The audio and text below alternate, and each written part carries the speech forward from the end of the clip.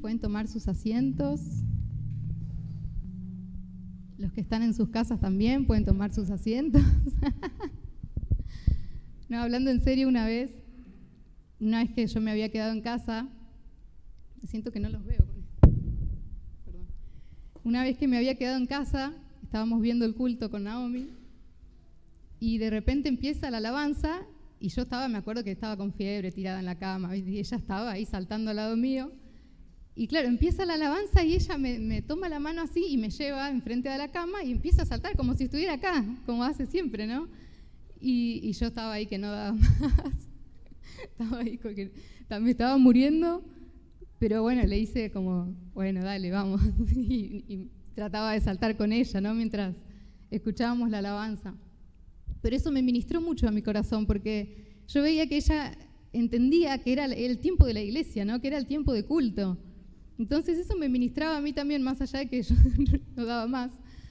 Pero eso me ministraba al decir, más allá de que estoy en mi casa y todo, es el tiempo de congregarse, es el tiempo de estamos juntos, es el tiempo, ¿no? de adorar, de alabar al Señor, más allá de que estamos separados, pero estamos juntos en el mismo espíritu. Y eso es lo más importante y eso es lo que Dios ve también. Así que yo creo que tenemos que ser más como niños. Amén.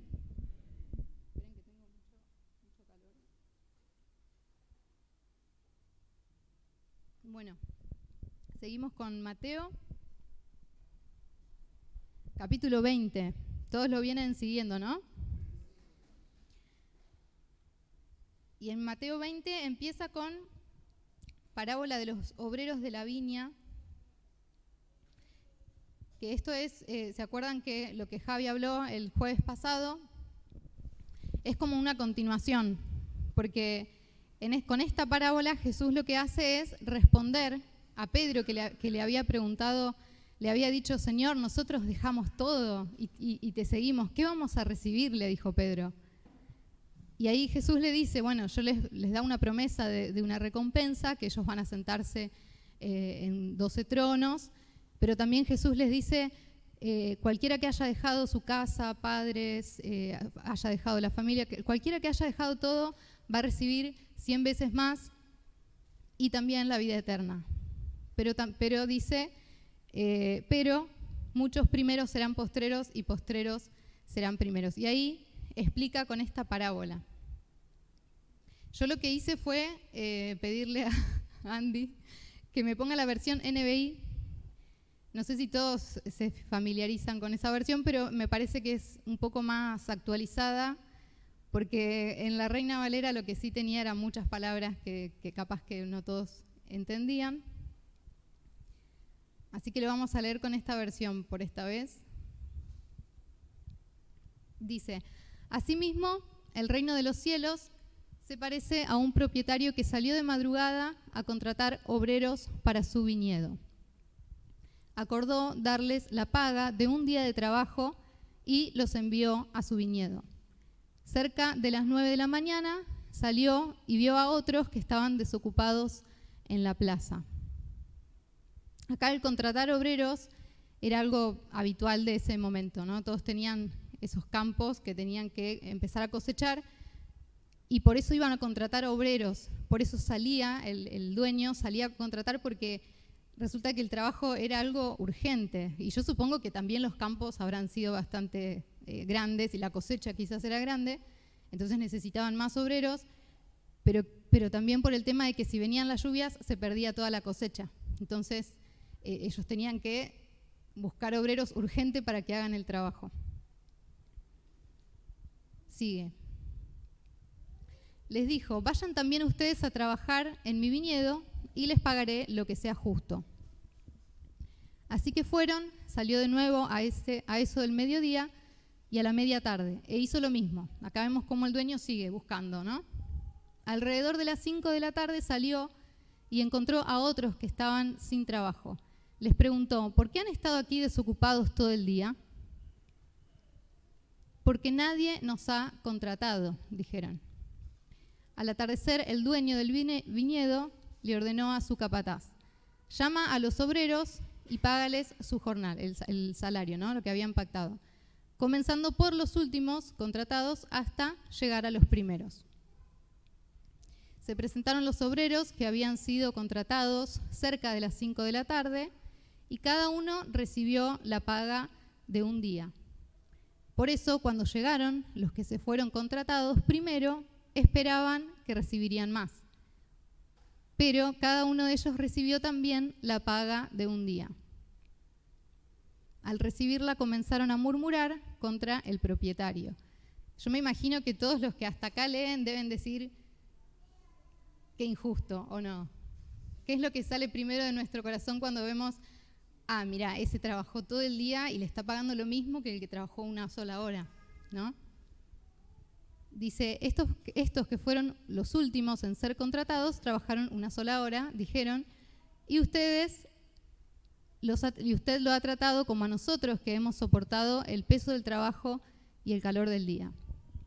Pero él le contestó a uno de ellos, amigo, no estoy cometiendo ninguna injusticia contigo. ¿Acaso no aceptaste trabajar por esa paga? Tómala y vete. Quiero darle al último obrero contratado lo mismo que te di a ti.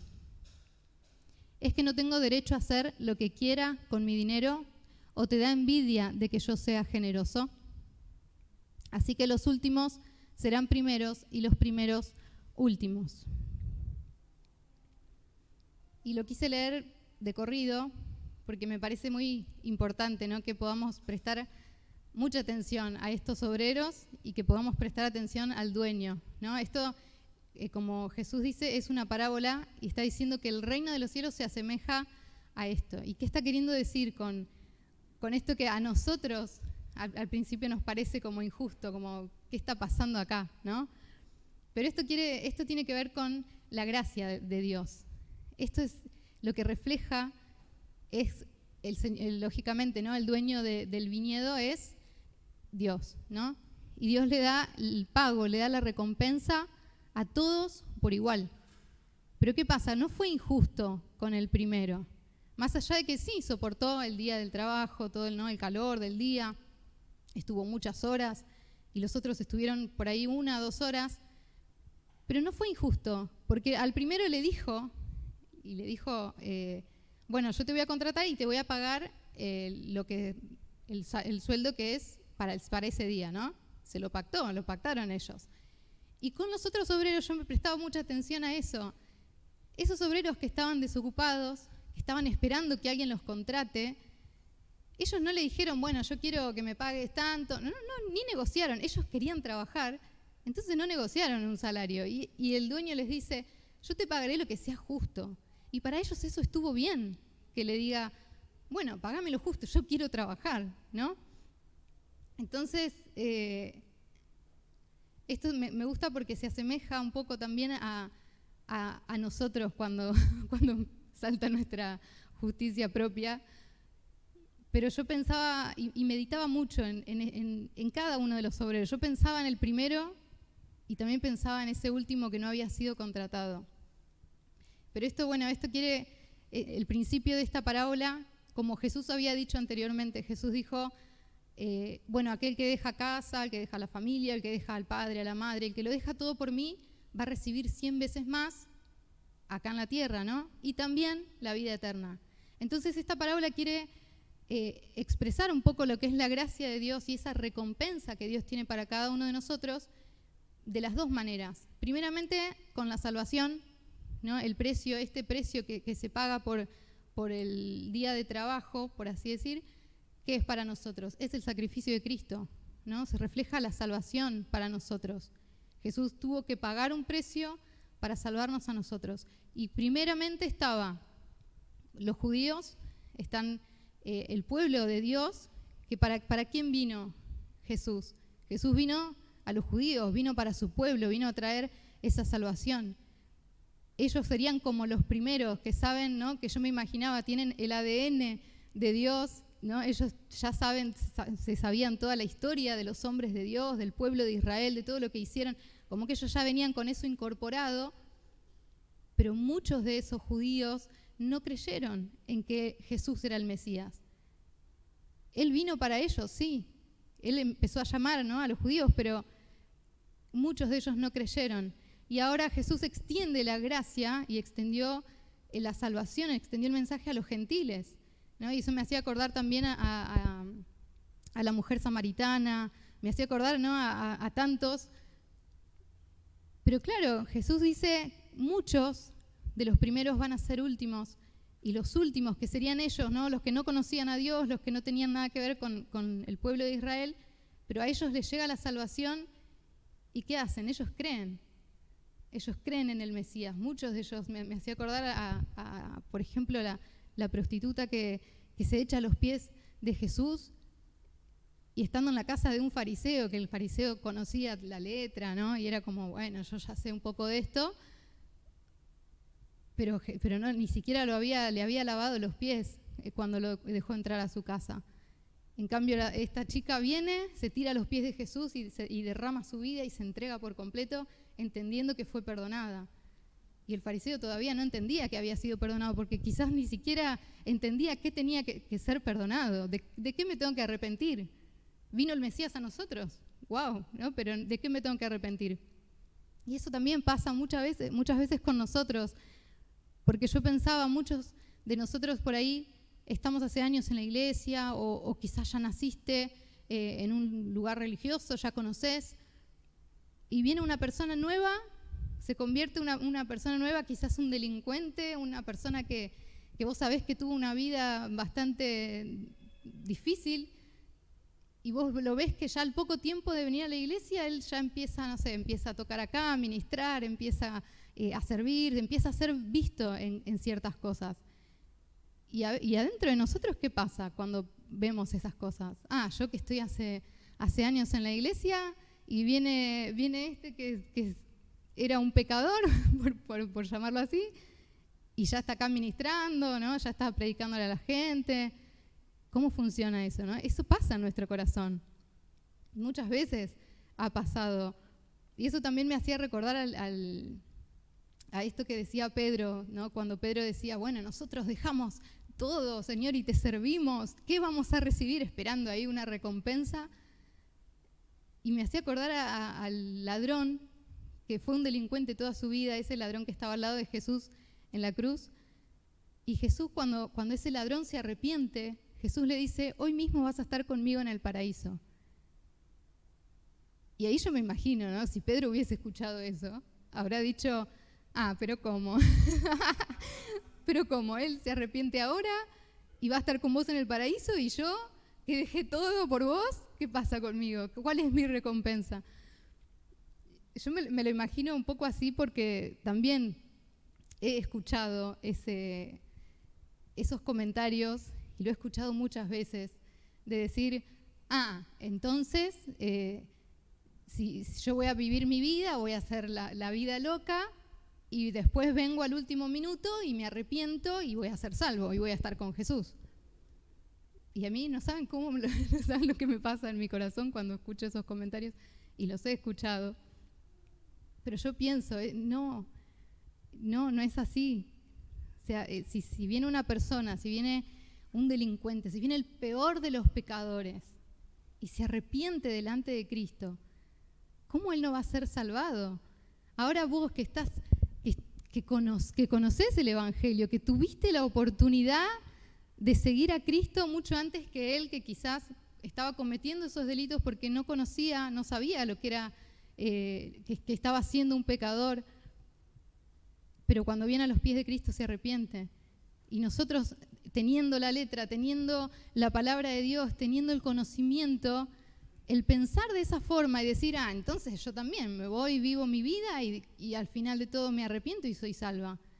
Ese pensamiento, con ese pensamiento, yo te digo, estás pisoteando a la sangre de Cristo. Estás pisoteando su gracia, estás pisoteando el sacrificio que Él hizo por vos.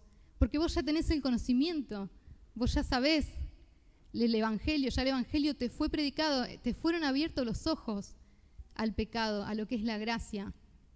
Entonces, cuidado con pensar de esa forma, y si alguien les plantea por ahí este pensamiento, traten de decir cuidado con lo que pensás, porque estarías pisoteando la sangre de Cristo. Ya lo estás haciendo ya en tu corazón, no estás entendiendo la gracia, no estás entendiendo lo que Jesús hizo por tu vida. Todavía se nota que todavía no entendiste absolutamente nada.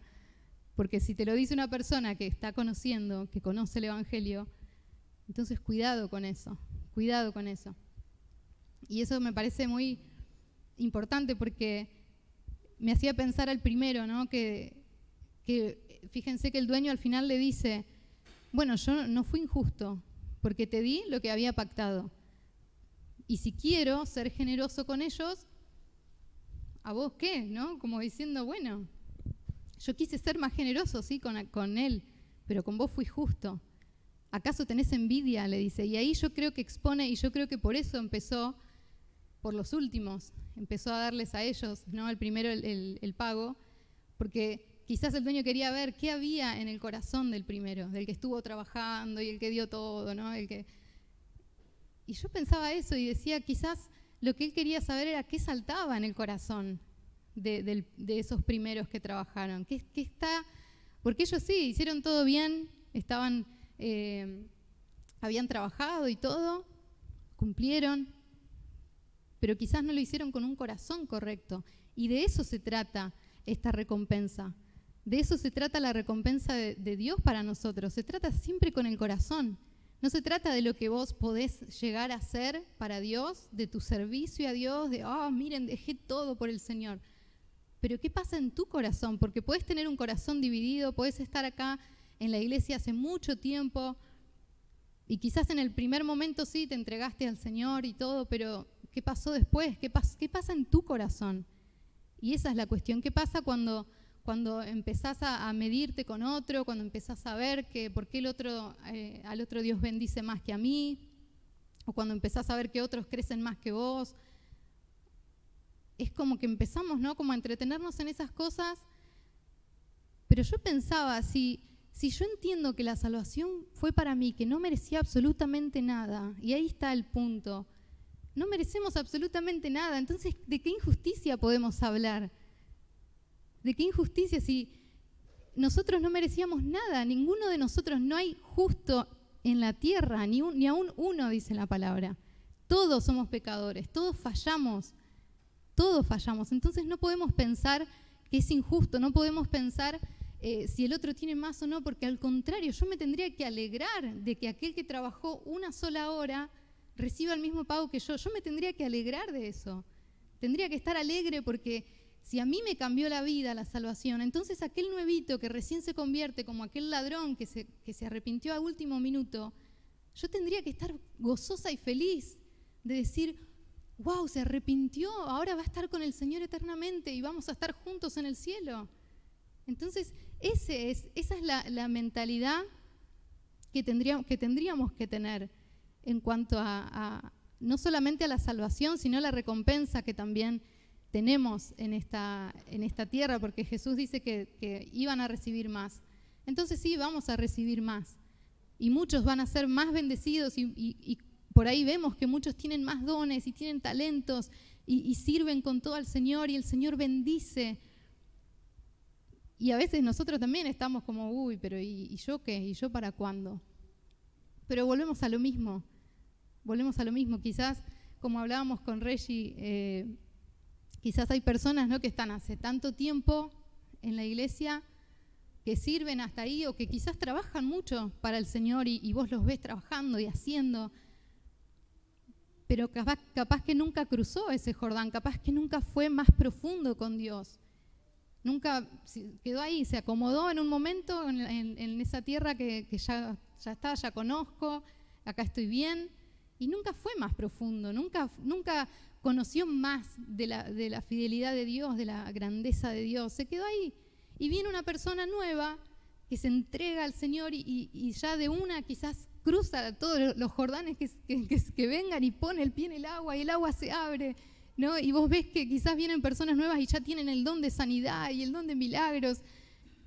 ¿Y qué pasa ahí con nuestro corazón? ¿Qué pasa ahí con nuestro corazón? Ahí está el punto.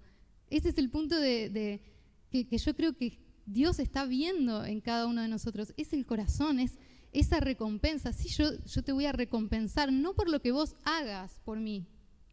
Yo voy a recompensar tu entrega, yo voy a recompensar tu fidelidad a mi llamado. Porque quizás algunos también pueden estar trabajando para el Señor y haciendo de todo para el Señor, pero no están haciendo lo que Dios los llamó a hacer. Se están yendo como Jonás, ¿no?, para el otro lado. Por eso también tenemos que entender esto. Primero, que no merecíamos absolutamente nada, y todo lo que podamos recibir de Dios es por su gracia. Y no es por obras, no es por lo que podamos hacer acá adentro, lo que podamos hacer allá afuera. No significa nada. El Señor lógicamente recompensa tu trabajo, pero lo primero que pesa es el corazón. Y eso me acordaba el joven rico, que lo predicó Javi. El joven rico era como uno de esos primeros, ¿no?, los que trabajaron en la viña.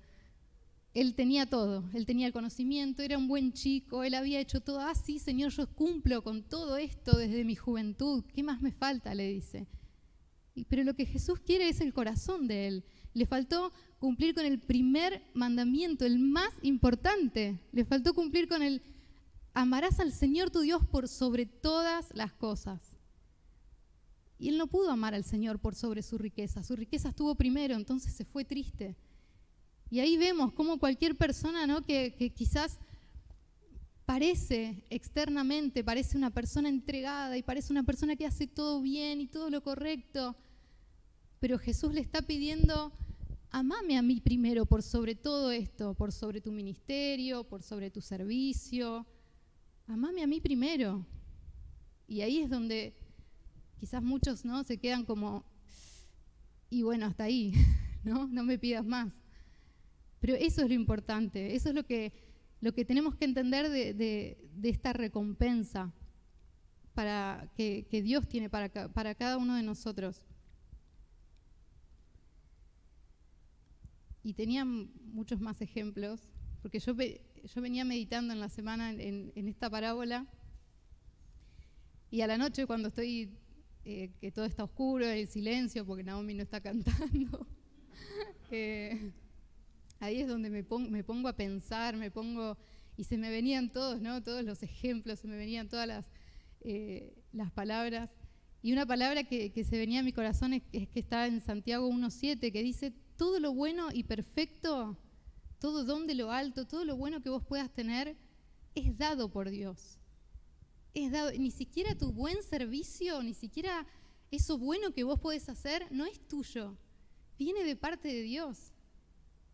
Entonces otra vez estamos ahí diciendo: bueno, Señor, ya la verdad es que no merezco nada, no hay nada que yo pueda hacer para merecer la salvación o para merecer una recompensa.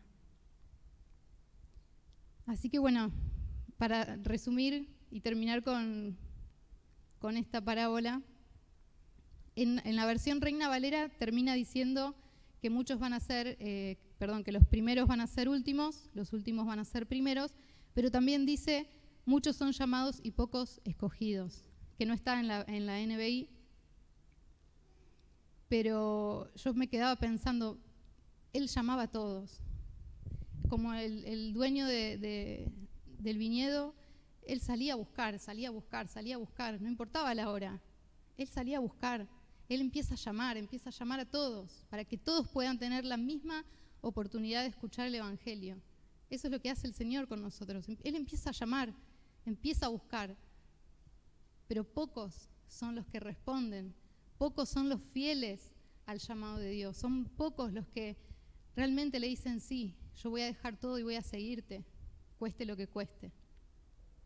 Así que eso pueda quedar también en nuestro corazón, ¿no? Porque en esto de los ministerios, en esto de los cargos, muchas veces nos quedamos entretenidos con todo esto, en vez de salir afuera y llamar a aquellos ladrones, aquellos que realmente estamos viendo que están perdidos y que necesitan. Nosotros tendríamos que salir a buscar también esos obreros que no fueron contratados. Y yo pensaba: ¿por qué no fueron contratados los últimos? Quizás no tenían esa aptitud, ¿no? Esa aptitud física, capaz que eran unos qué sé yo, unos chicos ahí medios débiles que decían, no, pasaban los obreros y decían, no, no me va a servir capaz para el trabajo, para cosechar y trabajar. Quizás por eso se quedaban ahí, todo el día esperando. Y yo decía, el Señor nos llamó a nosotros que no tenemos ningún tipo de capacidad. Y vemos en la historia de toda la Biblia, ninguno tenía la capacidad para hacer lo que Dios llamó a hacer. Ninguno. Todos tenían algún tipo de debilidad, algún tipo de defecto, pero Dios los llamó para capacitarlos y Dios los llamó para que Él se glorifique. Entonces que nosotros podamos también pensar en eso, que no nos subamos arriba y miremos desde arriba, sino al contrario, siempre entendiendo que no merecíamos nada y que si viene algún tipo de recompensa de parte de Dios es por su gracia. Amén. Bien, seguimos en la segunda parte. Dice, Jesús predice de nuevo su muerte. Dice, mientras subía Jesús rumbo a Jerusalén, tomó aparte a los 12 discípulos y les dijo, ahora vamos rumbo a Jerusalén y el Hijo del Hombre será entregado a los jefes de los sacerdotes y a los maestros de la ley. Ellos lo condenarán a muerte y lo entregarán a los gentiles para que se burlen de él, lo azoten y lo crucifiquen, pero al tercer día resucitará. Esta es la tercera vez que él anuncia su muerte. Y es algo que yo me quedaba pensando, hablando de merecer, ¿no? Me había quedado mucho con esa parábola. Justo Jesús, siendo inocente, siendo Dios, siendo sin pecado, y Él está diciendo, a mí me van a entregar, me condenarán a muerte, se van a burlar de mí, me van a azotar, voy a ser crucificado. Eso es lo que Jesús está diciendo, siendo que Él realmente no lo merecía, nosotros sí. Eso que Él está diciendo que va a vivir, que ya sabemos cómo fue, ¿no? Ese sufrimiento en la cruz, era lo que nosotros merecíamos. Y Él se puso en nuestro lugar. Y que el Señor se los recuerde y se los recuerde a los discípulos. Yo sé que tenía que ver con esto de que ellos todavía no tenían el entendimiento.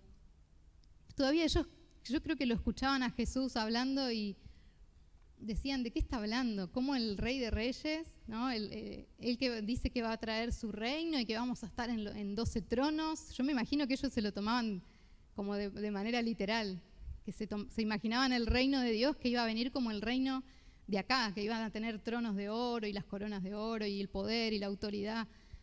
Entonces Jesús lo que les está diciendo es otra vez, mi reino no es como lo que ustedes piensan. Acá el rey va a ser entregado, va a ser crucificado. Y yo decía que podamos realmente nosotros recordar todo el tiempo el Evangelio. Así como Jesús se los recordaba a ellos, yo voy a morir, pero también voy a resucitar y les da esa promesa para que quede en el corazón de ellos, que eso también puede hacer para nosotros. Cada vez que leemos esto, que es la tercera vez que Jesús anuncia su muerte a los discípulos, que nos recuerde también a nosotros el Evangelio, de por qué Jesús hizo lo que hizo, de cómo Él tuvo que padecer y sufrir en nuestro lugar, y que también nos ha dado esa victoria que es la más grande, de que haya resucitado, porque nos dio la salvación, nos dio la vida. Amén.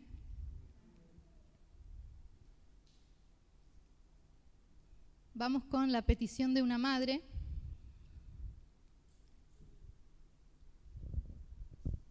Y todo tiene que ver, porque hablando de esto de que ellos por ahí pensaban en un reino, el reinado de Dios lo pensaban como literal, igual al nuestro, con ese poder, con autoridad, un reino político, un reino lleno de oro.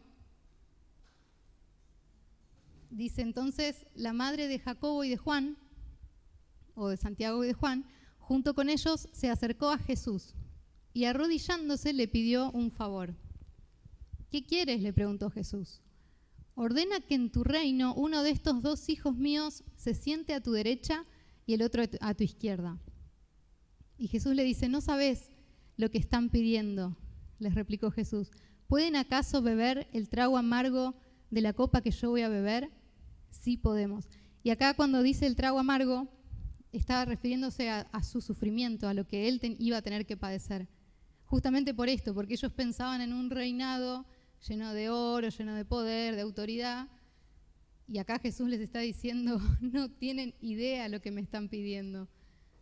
Por eso les dice, ¿pueden ustedes acaso beber el trago amargo de la copa que yo voy a beber? Y ellos medio como que apresuradamente responden, sí, podemos.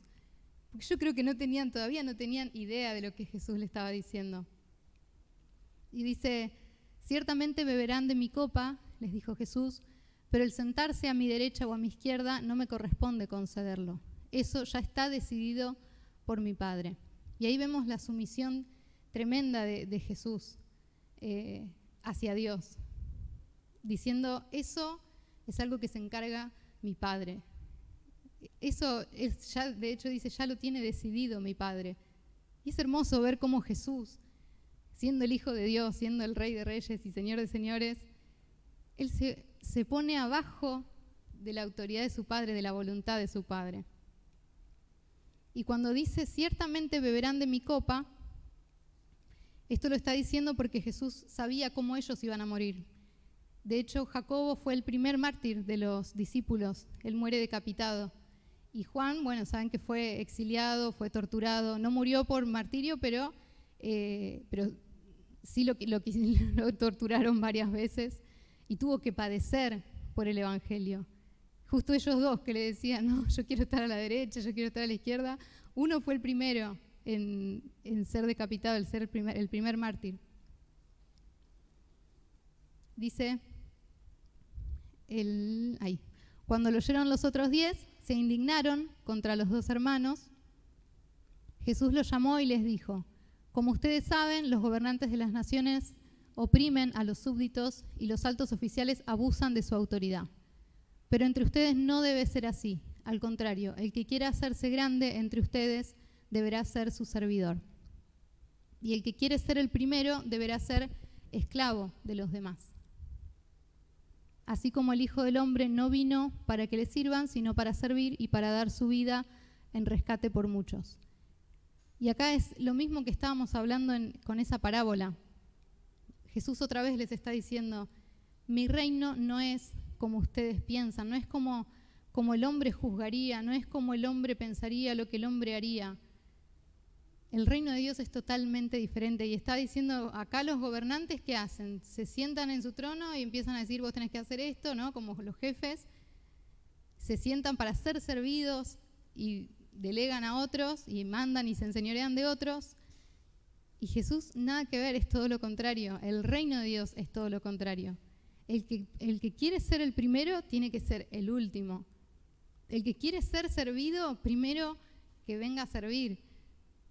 Y yo pensaba, ¿no? Cuando en África estaba, me acuerdo que Gustavo nos contaba que Nelton, no sé si él quería ser líder o si Gustavo lo quería, eso la verdad que no me acuerdo, o si él quería formarlo como líder. Pero lo primero que hizo Gustavo, me acuerdo que él nos contaba que en la base, lo llevaron a la base misionera, y lo primero que hace Gustavo es darle la escoba para que empiece a barrer, para que empiece a ayudar. Y de esa manera lo está capacitando para ser líder, después líder de jóvenes allá. Y lo primero que le da, ¿qué es? La escoba. No le está diciendo, bueno, ahora vos, yo te voy a dar la palabra y vos vas a dar... No. Lo primero que hace es darle una escoba y bueno, empezá barriendo. Es que tiene que ser así. Y el mayor ejemplo que tenemos de este liderazgo es Jesús. Jesús era el primero en levantarse, se levantaba más temprano que cualquiera para orar y durante todo el día estaba sanando, estaba liberando, estaba sanando personas, estaba predicando el evangelio y era el último en acostarse. Él era el último. Y me acuerdo también cuando Jesús lava los pies de los discípulos, que le dice esto, si ustedes quieren ser grandes, tienen que empezar por acá. Tienen que ustedes servir, tienen que ustedes dar. De eso se trata el reino de Dios. El reino de Dios nunca se trata de nosotros, de lo que podemos hacer, de lo que podemos nosotros servir, de que seamos servidos. es todo lo contrario. El reino de Dios es servir, dar a otros. Por eso es negate a vos mismo y empezá a mirar al que tenés al lado, empezá a mirar y a bendecir al que vos tenés al lado. Empezá a dar. Sé vos el primero en servir. Amén. ¿Se entiende hasta acá?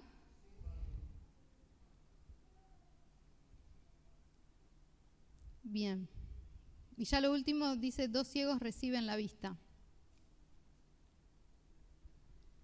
Dice, una gran multitud seguía a Jesús cuando él salía de Jericó con sus discípulos. 2 ciegos que estaban sentados junto al camino, al oír que pasaba Jesús, gritaron, Señor, Hijo de David, ten compasión de nosotros. La multitud los reprendía para que se callaran, pero ellos gritaban con más fuerza, Señor, Hijo de David, ten compasión de nosotros. Jesús se detuvo y los llamó. ¿Qué quieren que haga por ustedes? Señor, queremos recibir la vista. Jesús se compadeció de ellos y les tocó los ojos. Al instante recobraron la vista y lo siguieron. Y acá es maravilloso primero verlo a Jesús sanando. A mí me encanta cuando Jesús, sobre todo cuando él le pregunta, bueno, ¿qué querés? Jesús ya sabía, pero bueno, decime qué querés. Eso me encanta, esa cercanía de Jesús con las personas. Y me encanta ver la actitud de los 2 ciegos, porque ellos dicen que eran callados, ¿no? La gente, la multitud que estaba ahí los callaba, como diciendo, no, ustedes no. y ellos no se dejaron callar, ellos gritaron más fuerte, clamaron más fuerte a Jesús. Ellos yo me imagino a ellos 2 determinados diciendo, acá pasa Jesús, no se va a ir sin que me sane. Además, vemos la actitud del corazón de ellos. Cuando le dicen Hijo de David, esto quiere decir que están reconociendo que es el Mesías. Y cuando ya lo sana, dice que ellos recobran la vista y lo siguieron. No es que, bueno, yo simplemente quería el milagro y ya está, sigo con mi vida. No, ellos sabían que era el Mesías, tenían la fe en él, recobraron la vista y lo siguieron a Jesús. Entonces yo pensaba en la parábola y todo lo que vimos durante el capítulo, y yo decía, Señor, abrí nuestros ojos también. Abrí nuestros ojos a tu reino, a tu verdad, a tu gracia, al dejar de mirarnos a nosotros mismos y que nuestros ojos comiencen a abrirse a la necesidad de los demás, que nuestros ojos se puedan comenzar a abrir, que ese sea nuestro clamor también. Señor, abrí nuestros ojos, porque estamos tan entretenidos con nuestras cosas y nuestro servicio y lo que yo voy a hacer para Dios y yo. Pero no nos damos cuenta de que el que está al lado está necesitando, no nos damos cuenta de la necesidad que hay afuera. Entonces yo cuando leía esto pensaba mucho más en la gracia, en la misericordia de Dios y pensaba, Señor, yo necesito eso también, yo necesito también esa actitud de cuando quizás estoy orando, quizás estoy clamando a Dios porque quiero recibir una respuesta y quizás viene el enemigo y me oprime y quizás vienen las personas y me dicen algo que me desanima o quizás, no sé, puede pasar 1.000.000 de cosas que quieran que vos frenes, que dejes de buscar, que dejes de esperar por ahí la respuesta a algo que estás orando hace tanto tiempo. Quizás no esa multitud como que te oprime, te calla, pero no, tendríamos que tener esa actitud de decir, yo no voy a dejar que Jesús pase por acá. Si Jesús está acá, yo lo quiero. Si Jesús está acá, Él me va a responder y yo creo que Él me va a responder y va a responder a mi clamor. Por eso voy a gritar aún más fuerte. Y aún cuando el enemigo te quiera callar y cuando el enemigo quiera desanimarte y desalentarte para que no sigas, grita más fuerte, grita mucho más fuerte porque el Señor está ahí, el Señor estaba ahí y el Señor está con nosotros. ¿Cómo no nos va a escuchar? ¿Cómo no va a escuchar a cada uno de sus hijos? No nos dejemos intimidar, no nos dejemos callar por nadie. Si queremos recibir algo de Dios, simplemente nos tenemos que animar y pedírselo y decir, Señor, abrí mis ojos, yo creo, ¿no? Con esa fe de, bueno, yo sé que vos sos el Mesías, vos sos el Hijo de Dios y yo quiero recibir lo tuyo. Yo sé que me podés sanar, pero también quiero seguirte, quiero algo más de vos, no quiero solamente esa sanidad. Por eso me ministraba mucho el capítulo sobre la gracia, sobre la grandeza de lo que es el reino de Dios, lo que es el servicio, lo que es el ponerse siempre debajo de otros, de dejar de mirar, dejar de estar peleando uno contra otro, que dejemos de estar entretenidos con esas cosas, que podamos realmente ver que hay un mundo allá afuera que se está perdiendo, que hay muchas personas que están necesitando, que dejemos de juzgar a ver quién merece, quién no merece. Eso que ni siquiera esté cerca de nuestro corazón el pensar de esa forma, que ni siquiera esté cerca de nuestro corazón el pensar que Dios puede ser injusto conmigo, porque a mí no me bendijo, y porque al otro sí, y porque el otro tiene más, y porque yo no tengo este talento. Que ni se nos ocurra pensar en eso, porque Dios es un Dios justo, es un Dios de gracia. Y aún así, Él hace lo que quiere. Si Él quiere bendecir a otros más que a vos ya te bendijo con la salvación, que es lo más importante que podemos llegar a tener. ¿Qué más queremos que eso? Lo demás viene, lo demás es algo que se añade, pero lo más importante y esa recompensa más importante que podemos llegar a tener es la salvación. Así que yo los invito a pensar en esto, a que podamos meditar, porque todo este capítulo tiene que ver con eso, tiene que ver con la gracia y la grandeza de Dios. Amén. Los invito a que se pongan de pie. Y mientras adoramos, meditemos en esto, meditemos en la obra que Él ha hecho en nuestro corazón.